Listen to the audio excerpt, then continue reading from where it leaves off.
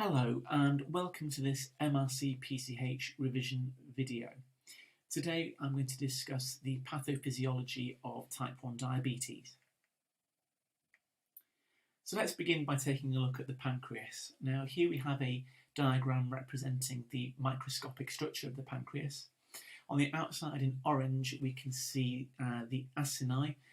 These are the cells which produce a digestive enzyme and make up the exocrine pancreas, and these make up by far the majority of the mass of the pancreas, in the tune of between 97 and 99% of the pancreatic mass. The remainder is made up of the endocrine pancreas, which here is in the form of the islets of Langerhans. And the islets have a number of different cell types which are supplied by a rich network of capillaries that allow the drainage of each of the cell's hormone products. So in this diagram on the outside in green we have the alpha cells, and these are responsible for producing and secreting glucagon.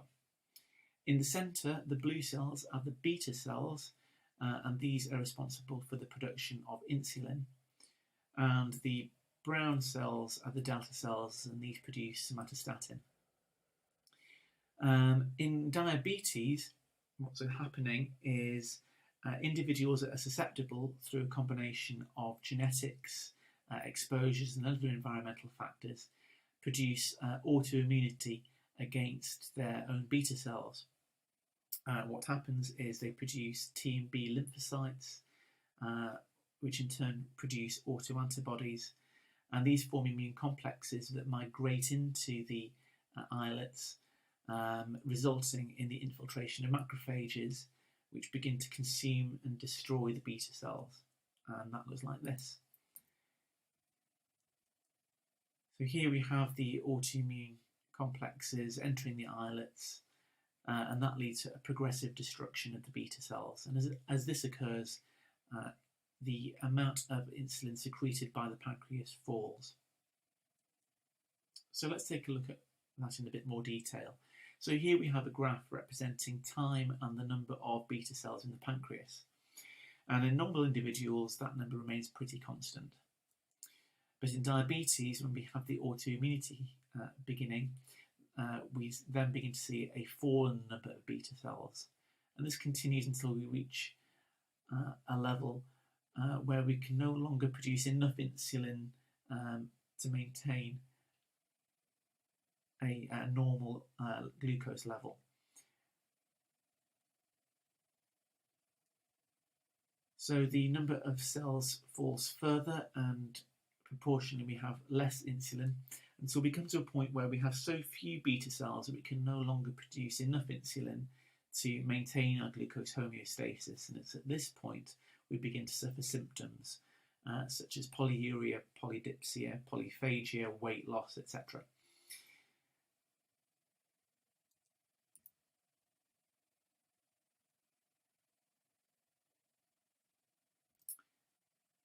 So let's take a look at what happens in the kidney. Now, as the level of insulin falls, the amount of glucose in the blood climbs, and this is represented here. This capillary is rapidly filling up with glucose that has nowhere else to go. Now, glucose is freely filtered in the kidney, and in a moment we'll see this happening. So it's filtered through the glomerulus into the renal tubules. The renal tubules are capable of reabsorbing glucose, but the sheer amount filtered through exceeds the capacity of the kidneys to reabsorb. What happens then is we see urine containing glucose, so that produces the glycosuria, and the presence of glucose increases the osmolarity of the filtrate, leading water to be secreted by osmosis into the tubules, and this results in the symptom of polyuria. As polyuria progresses, this results in a progressive dehydration and contributes to weight loss through the loss of water weight. Also, because glucose is transported with sodium and glucose co-transporters, we lose electrolytes as well in this process. So let's take a look at things from the perspective of a random body cell. So under normal circumstances, there is circulating insulin which binds to insulin receptors on the cell surface, which opens glucose channels, and that allows the cell to absorb glucose, which can then be metabolized to form energy in the form of ATP. In diabetes, there is no circulating insulin, so the glucose channel in the cell membrane remains closed. As a result, the cell cannot absorb the glucose.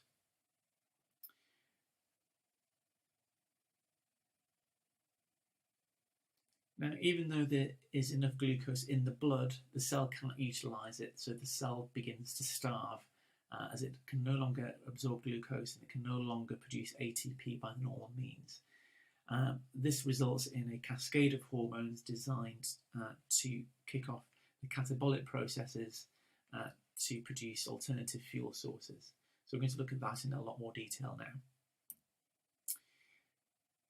So in diabetes, our level of circulating insulin falls, and as insulin falls, its inhibitory effect on glucagon is reduced. Consequently, the activity of glucagon goes up. And the combination of these two factors causes an increase in glycogenolysis. Now, early on we saw our unhappy cell, and our unhappy cell triggers the release of stress hormones, namely adrenaline, growth hormone, and cortisol. Adrenaline further reduces the secretion of insulin, exacerbating the glycogenolysis. Cortisol increases the rate of proteolysis, products of which enter gluconeogenesis. Growth hormone reduces insulin sensitivity and therefore reduces glucose utilization. Adrenaline increases the rate of lipolysis and releases free fatty acids.